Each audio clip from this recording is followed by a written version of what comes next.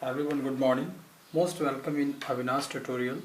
और आज की क्लासेस में हम लोग देखेंगे रिमेनिंग लास्ट क्लासेस है पीरियोडिक टेबल्स का। और अब तक हम लोगों ने पीरियोडिक टेबल के काफ़ी कॉन्सेप्ट को देख चुके हैं। तो आते हैं इस क्लासेस में, देखते हैं क्या क्या है आज हमारे लिए। जो लास्ट क्लास कंप्लीट हुई थी वहाँ से हम लोग स्टार्ट कर रहे हैं। तो उसमें एक पॉइंट रह गया था जिसमें ग्रुप्स के बारे में मैंने बता दिया था, पीरियड्स के बारे में रह गया था। तो as we moves across the periods, तो पीरियड्स होता है आपका लेफ्ट टू राइट। जो हॉरिजॉन्टल रो होते हैं पीरियोडिक टेबल में उसे हम लोग पीरियड्स कहते हैं। As we move across the period the valency first increase and then decreases, finally becomes zero in case of inert gas. जब हम लोग लेफ्ट से राइट में जाते हैं तो आउटर मोस्ट सेल के जो इलेक्ट्रॉन्स है वो इंक्रीजिंग ऑर्डर में होते हैं, 1 2 3 4। 4 के बाद जो होता है उसमें जो आपकी वैलेंसी होती है वो डिक्रीजिंग ऑर्डर में होती है, 3 2 1 लाइक दिस। तो इसमें क्या होता है कि जब आपके आउटर मोस्ट सेल में 1 2 3 इलेक्ट्रॉन्स होते हैं तो उसमें ये लोग इलेक्ट्रॉन के डोनर होते हैं। और जब 4 और 4 से गेनर हो जाते हैं, 4 और 4 से ग्रेटर हो जाता है तो उसमें ये इलेक्ट्रॉन के एक्सेप्टर हो जाते हैं। तो उस केस में इसकी जो वैलेंसी है पहले इंक्रीज होती है और फिर इसके बाद वैलेंसी डिक्रीज होती है और फाइनली वो बिकम्स जीरो हो जाती है। जीरो कब होती है? जिसके आउटर मोस्ट सेल में 8 इलेक्ट्रॉन्स होते हैं जो कि रिएक्शन में पार्टिसिपेट नहीं करते हैं। इसका एग्जांपल हम थर्ड पीरियड्स में देखते हैं। थर्ड पीरियड्स मतलब जिसमें कि हम लोग लेफ्ट से राइट में जा रहे हैं। तो पहला जो हमारे पास एलिमेंट आता है वो है sodium, magnesium, aluminium, silicon, phosphorus, sulphur, chlorine और आर्गन। अकॉर्डिंग नंबर इनका होता है 11 to 18। जब हम लोग लेफ्ट से राइट में जा रहे हैं 11 12 13 14 15 16 17 लाइक दिस, 18 तक ये इनका एटॉमिक नंबर है। अगर हम इनके इलेक्ट्रॉनिक कॉन्फ़िगरेशंस को देखें तो हमें आइडिया लग रहा है कि इनके आउटर मोस्ट सेल के इलेक्ट्रॉन्स है वो इंक्रीजिंग ऑर्डर में है, 1 2 3 4 5 6 7 8 लाइक दिस। तो 1 2 3 तक तो ये है जिसमें कि इलेक्ट्रॉन के डोनर होते हैं, इसलिए ये +3 दिया हुआ है। क्योंकि अगर 2 इलेक्ट्रॉन को डोनेट करेंगे तो 2 पॉजिटिवली चार्ज उन पे हो जाएगा। 3 इलेक्ट्रॉन्स को डोनेट करेंगे तो +3 चार्जेस हो जाएगा। 4 इलेक्ट्रॉन्स को अगर डोनेट करते हैं तो +4 हो जाता है। और 5 के बाद ये इलेक्ट्रॉन को डोनेट नहीं, इलेक्ट्रॉन को एक्सेप्ट करते हैं। तो 5 में ये ले लेते हैं 3 इलेक्ट्रॉन्स को एक्सेप्ट करते हैं तो -3 चार्ज इंक्रीज हो जाता है। ये 2 इलेक्ट्रॉन्स को लेते हैं, 2 + 6 8 हो जाता है जो आपका इनर्ट गैस में कन्वर्ट हो जाता है। लेकिन ये 2 इलेक्ट्रॉन्स को ले रहे हैं तो ये इस पर जो वैलेंसी हो जाती है वो -2 हो जाती है। आउटर मोस्ट सेल में 7 इलेक्ट्रॉन है, दैट मीन्स 1 इलेक्ट्रॉन ये लेना चाहेगा तो इसमें -1 हो जाता है। और इसमें 8 इलेक्ट्रॉन्स है तो इसके इलेक्ट्रॉन्स की रिक्वायरमेंट नहीं रहती है तो वैलेंसी 0 हो जाती है। तो यहाँ दिख रहा है कि वैलेंसी पहले इंक्रीजिंग ऑर्डर में होती है और फिर वही वैलेंसी हमारी डिक्रीजिंग ऑर्डर में होती है। अब हम लोग नेक्स्ट पॉइंट्स को देखते हैं।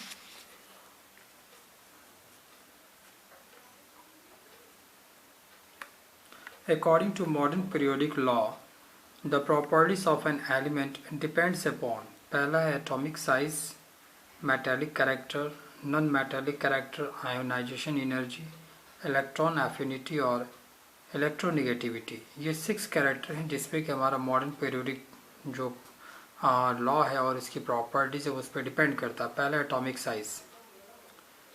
एटॉमिक साइज क्या है कि it is taken as the distance between the nucleus and outermost shell of the atom.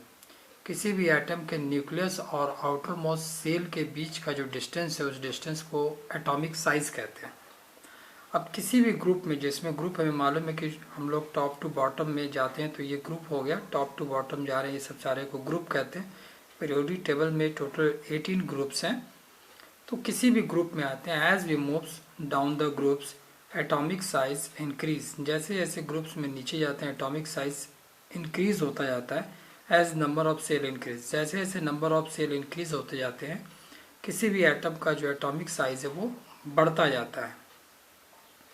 क्योंकि इसका कारण क्या होता है कि जैसे जैसे हम किसी भी ग्रुप में टॉप टू बॉटम जाते हैं वहाँ पर आउटर मोस्ट सेल जो होता है वो सबका फिक्स होता है। अगर हम फर्स्ट ग्रुप में हैं तो उसके आउटर मोस्ट सेल में टॉप टू बॉटम होता है वो एक ही इलेक्ट्रॉन होता है।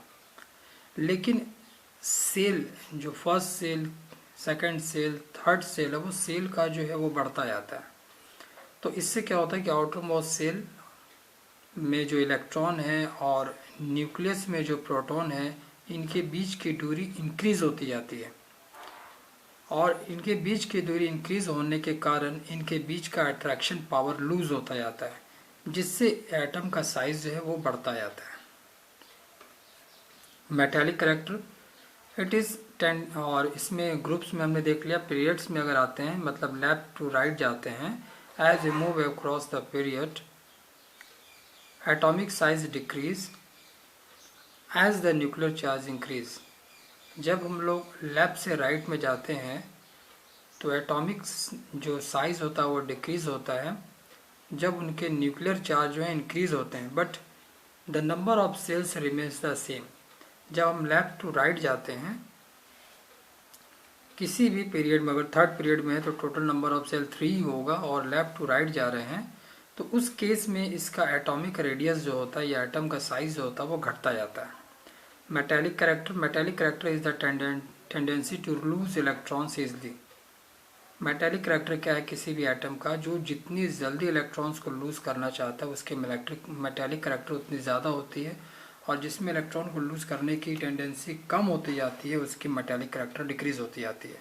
तो आप ऐसा समझिए कि जिसके आउटर मोस्ट सेल में एक इलेक्ट्रॉन है वो ईजिली इलेक्ट्रॉन को लूज कर सकता है, इसलिए इसकी मेटालिक करेक्टर हाई होती है। जिसके आउटर मोस्ट सेल में 2-3 होते हैं तो ग्रेजुअली ये मेटालिक करेक्टर उनकी डिक्रीज होती जाती है। तो अगर हम ग्रुप्स में आते हैं, ग्रुप्स मतलब हो गया टॉप टू बॉटम में आ रहे हैं, तो as we moves down the groups metallic character increase. जैसे जैसे ग्रुप में डाउन में आते हैं मेटालिक करेक्टर बढ़ता जाता है।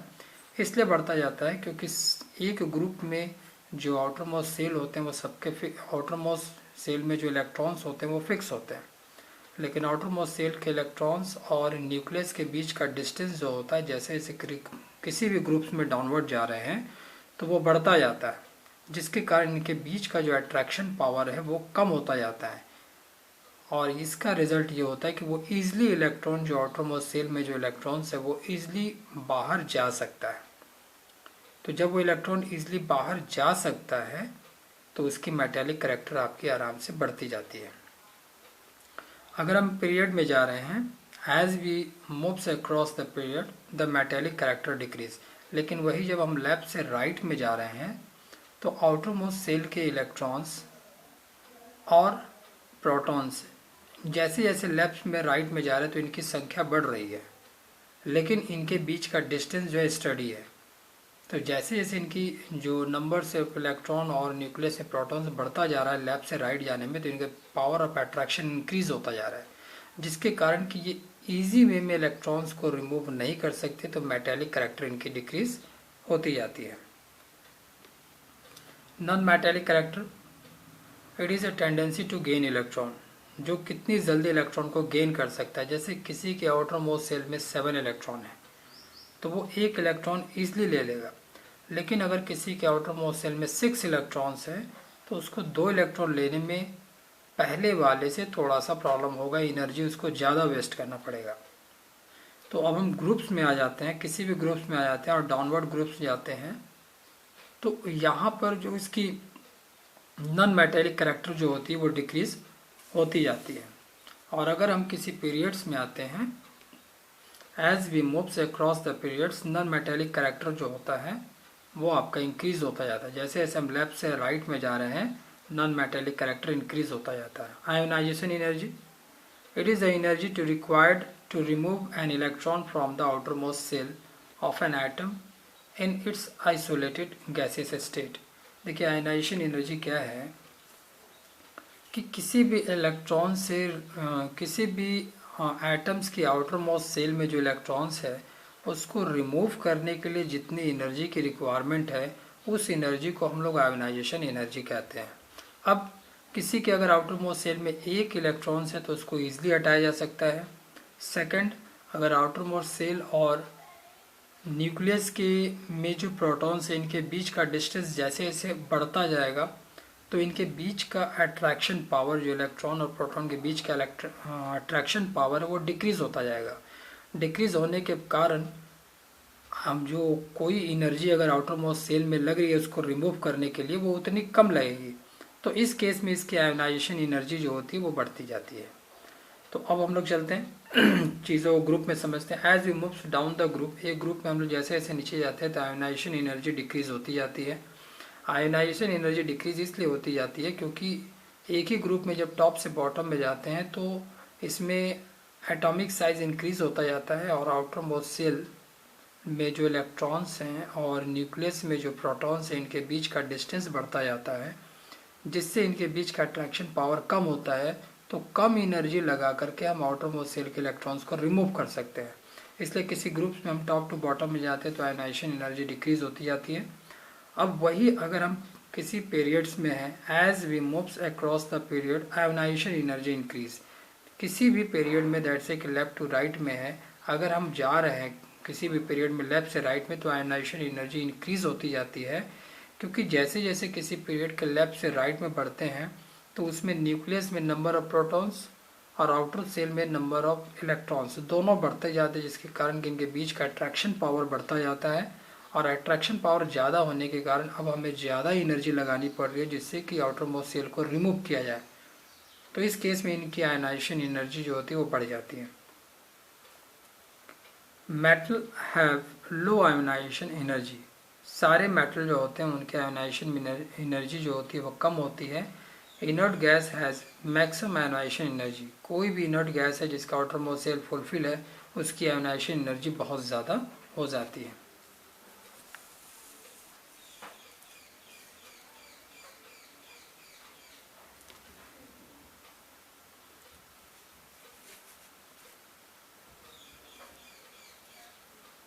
Electron affinity. तो इलेक्ट्रॉन एफिनिटी एक क्या है वो चीज़ को देख लेते हैं। Electron affinity is the energy released on adding an electron to the outermost cell of an atom in its isolated gaseous state। Electron affinity एक एनर्जी है जो रिलीज होती है additions on electron to the outermost cell of an atoms in a groups isolated to gaseous state, जिससे कि वो outermost cell जो है उनका फुलफिल हो जाए। इलेक्ट्रॉन एफिनिटी अगेन बताते हैं, ये जो है वो एडिशंस ऑफ इलेक्ट्रॉन होता है, किसी में कितना इलेक्ट्रॉन को ऐड करना है जिससे कि ये इनर्ट गैसेस में न्यूट्रल गैसेस में कन्वर्ट हो जाए। तो इस प्रॉपर्टीज़ में जो एनर्जी रिक्वायरमेंट होती है उसे ही हम लोग कहते हैं इलेक्ट्रॉन एफिनिटी। तो अगर हम किसी ग्रुप्स में जा रहे हैं, ग्रुप्स जो हमने बताया था कि टॉप टू बॉटम ग्रुप्स होते हैं, लेफ्ट टू राइट हमारे पीरियड्स होते हैं। तो as we moves down the groups electron affinity decrease. जैसे जैसे ग्रुप्स में टॉप टू बॉटम में जाते हैं तो उनकी जो इलेक्ट्रॉन एफिनिटी है वो आपकी डिक्रीज होती जाती है। अगेन बताते हैं इलेक्ट्रॉन एफिनिटी, जब हम किसी इलेक्ट्रॉन को ऐड करते हैं तो कितनी एनर्जी का यूटिलाइज हम कर रहे हैं, इस एनर्जी को हम लोग कहते हैं electron affinity.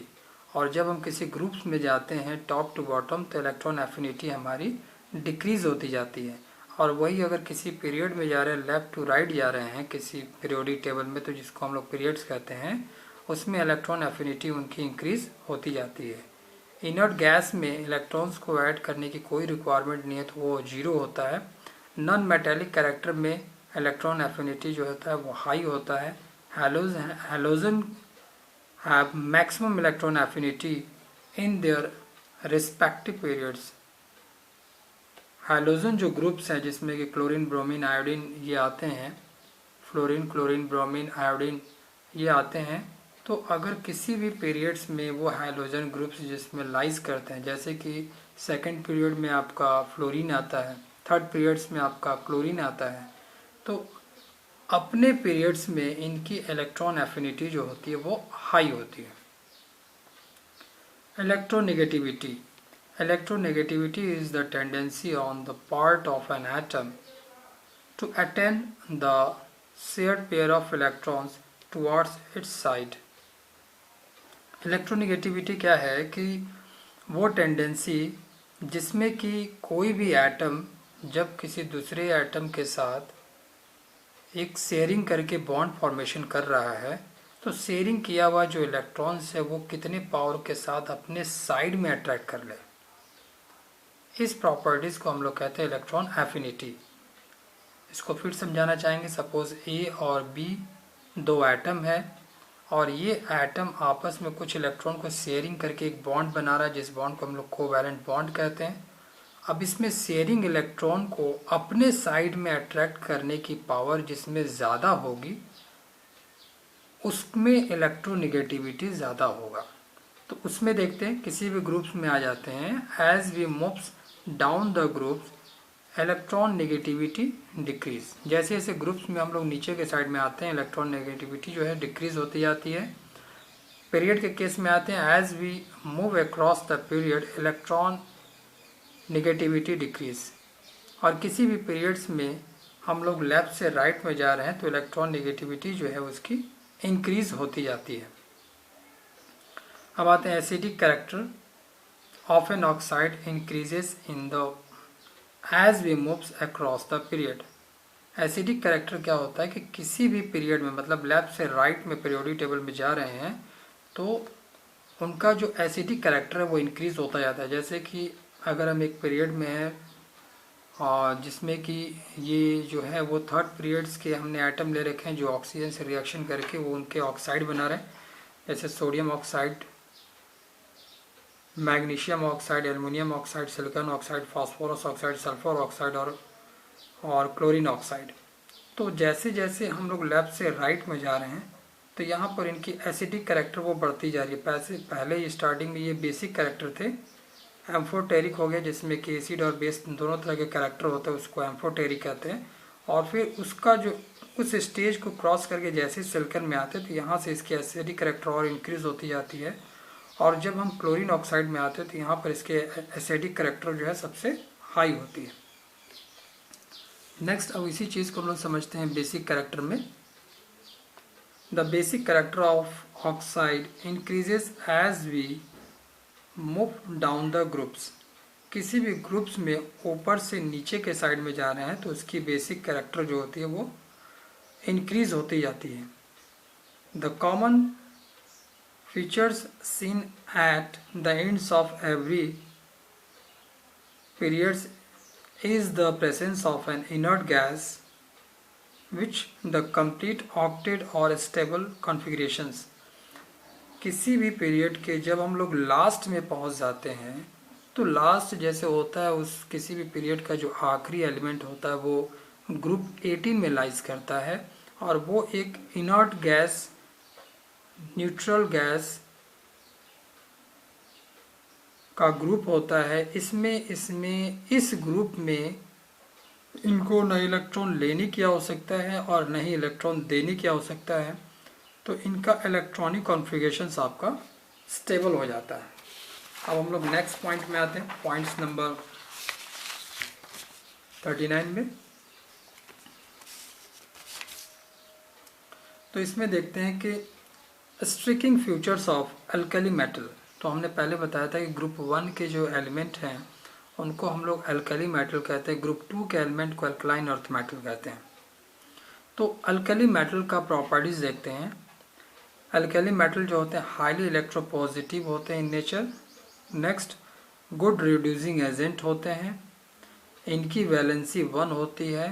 They have low ionization potential, they forms ionic chloride, good conductor of electricity, they have largest atomic size in their periods, they react vigorously with dilute acid and cold water to liberate hydrogen. The reactivity decreases on moving down the group। ये जो character है ये alkali metal group 1 के हैं। अब हम second case में आ जाते हैं और ये जो सेकंड केस है वो हैलोजन जो आपका है ग्रुप सी उसका है। हाइड्रोजन जिसके कि आउटर मोस्ट सेल में 7 इलेक्ट्रॉन होते हैं उसको हम लोग हाइड्रोजन ग्रुप्स कहते हैं। और ये ग्रुप 17 जो होता है आपका पीरियोडिक टेबल में उसको हम लोग हैलो ग्रुप्स हाइड्रोजन ग्रुप्स कहते हैं। इनकी प्रॉपर्टीज़ को देख लेते हैं। हाईली इलेक्ट्रोनेगेटिविटी इन नेचर, इनकी इलेक्ट्रोनेगेटिविटी जो होती है सबसे ज़्यादा होती है। गुड ऑक्सीडाइजिंग एजेंट होता है। इलेक्ट्रॉन एक्सेप्टर को हम लोग ऑक्सीडाइजिंग एजेंट कहते हैं और इलेक्ट्रॉन रिड्यूसर को रिड्यूसिंग एजेंट कहते हैं। इनकी वैलेंसी जो होती है वो -1 होती है क्योंकि ये एक इलेक्ट्रॉन को ले सकते हैं। They have high electron affinity, they undergo ionic bond formations with metal, ये ऑलवेज मेटल के साथ रिएक्शन करके आयनिक बॉन्ड बनाते हैं क्योंकि इनको एक इलेक्ट्रॉन लेना रहता है जिससे इनका आउटर मोस्ट सेल जो है वो 8 में कन्वर्ट हो जाएगा। पुअर कंडक्टर ऑफ इलेक्ट्रिसिटी, और इनमें इलेक्ट्रिसिटी इजीली फ्लो नहीं कर सकता है। They have smaller size in their periods, और हैलोजन ग्रुप्स जो है जिस किसी पीरियड में लाइज कर रहा है उस पीरियड के सारे एलिमेंट में ये सबसे छोटा होता है। They do not react with dilute acid, और जैसे ही हम लोग लिक्विड एसिड में जब हम इनको ऐड करते हैं तो उनके साथ इनका कोई रिएक्शन जो है वो नहीं होता है। अब नेक्स्ट आ जाते हैं इनके समरीज को, एक साथ इसको कवर करते हैं। Variations of periodic properties across the groups and periods. Valency के बारे में है कि किसी भी ग्रुप्स में अगर हम टॉप टू बॉटम चले जाते हैं तो वैलेंसी सेम रहती है, लेकिन अगर पीरियड्स में जाते हैं, पीरियड्स आपका लेफ्ट टू राइट होता है, पीरियड्स कहते हैं, इसमें पहले आपके पीरियड्स में वैलेंसी इंक्रीज होती है और फिर वैलेंसी डिक्रीज हो जाती है। जो अब तक हम लोगों ने टॉपिक देखा है उसका रिवीजन फास्ट ट्रैक में एक रिवीजन कर लेते हैं। एटॉमिक साइज, किसी भी ग्रुप में टॉप टू बॉटम आ रहे हैं तो एटॉमिक साइज इंक्रीज होती जाएगी, लेकिन वही अगर पीरियड लेफ्ट टू राइट जाएंगे तो एटॉमिक साइज उनकी डिक्रीज होती जाएगी। आयोनाइजेशन एनर्जी, किसी भी ग्रुप्स में that means top to bottom रहेंगे तो आयोनाइजेशन एनर्जी ऊपर से नीचे आएंगे तो घटती जाएगी, और किसी भी पीरियड में लेफ्ट से राइट जाएंगे तो वहाँ पर आयोनाइजेशन एनर्जी इनकी इंक्रीज होती जाएगी। Electron affinity, top to bottom जाएंगे तो वो डिक्रीज होता जाता है और लेफ्ट टू राइट जाएंगे तो वो इंक्रीज होता जाता है। इलेक्ट्रॉन एफिनिटी, अगर किसी पीरियड में टॉप से बॉटम में जा रहे हैं तो इलेक्ट्रॉन एफिनिटी डिक्रीज होता जाता है, और लेफ्ट टू राइट जा रहे हैं तो वो इंक्रीज होता जाता है। मेटालिक कैरेक्टर, किसी भी ग्रुप्स में दैट मीन्स कि पीरियोडिक टेबल में टॉप से बॉटम में जा रहे हैं तो मेटालिक कैरेक्टर इंक्रीज होता है, और पीरियड्स में लेफ्ट से राइट जा रहे हैं तो वो मेटालिक कैरेक्टर जो है वो डिक्रीज होता जाता है। नॉन मेटालिक कैरेक्टर, किसी भी ग्रुप्स में अगर हम टॉप से बॉटम में जा रहे हैं तो नॉन मेटालिक कैरेक्टर डिक्रीज होता जाता है, और लेफ्ट से राइट में जा रहे हैं पीरियोडिक टेबल्स में तो वहाँ पर वो इंक्रीज होता है। एसिडिक कैरेक्टर ऑफ ऑक्साइड, यहाँ पर अगर हम किसी ग्रुप्स में टॉप से बॉटम में जा रहे हैं तो एसिडिक कैरेक्टर जो है ऑक्साइड का वो घटता जाता है, लेकिन वही लेफ्ट से राइट में किसी पीरियड्स में जा रहे हैं तो वहाँ वो इंक्रीज होता जाता है। बेसिक कैरेक्टर ऑफ ऑक्साइड, किसी भी ग्रुप्स में टॉप से बॉटम में जा रहे हैं तो बेसिक कैरेक्टर जो है ऑक्साइड का वो बढ़ता जाता है, लेकिन लेफ्ट से राइट किसी पीरियड में जा रहे हैं तो वहाँ ये घटता जाता है। नंबर ऑफ सेल्स, किसी भी ग्रुप्स में टॉप से बॉटम में जा रहे हैं तो नंबर ऑफ सेल बढ़ते जाते हैं, लेकिन किसी पीरियड में लेफ्ट से राइट जा रहे हैं तो वहाँ पर नंबर ऑफ सेल फिक्स होते हैं। नंबर ऑफ वैलेंस इलेक्ट्रॉन, किसी भी ग्रुप्स में टॉप से बॉटम में जा रहे हैं तो वैलेंस इलेक्ट्रॉन सबका सेम होता है, लेकिन पीरियड्स में लेफ्ट से राइट जा रहे हैं तो इनकी वैलेंस सेल जो है number of valence electron, valence electron का मतलब होता है आउटर मोस्ट सेल में जो इलेक्ट्रॉन्स होते हैं उनको वैलेंस इलेक्ट्रॉन कहते हैं। तो यहाँ पर ये इलेक्ट्रॉन लेफ्ट से राइट में जा रहे हैं तो वो बढ़ते जाते हैं। तो आज हम लोग पीरियोडिक टेबल का टोटल जो है फास्ट ट्रैक जो रिवीजन है एक एक पॉइंट्स को लेकर के इसको रिवाइज कर लिया and go through it, practice do hard, और स्लाइड्स नेक्स्ट के लिए प्रिपेयर कीजिए अपने आप को। Thank you.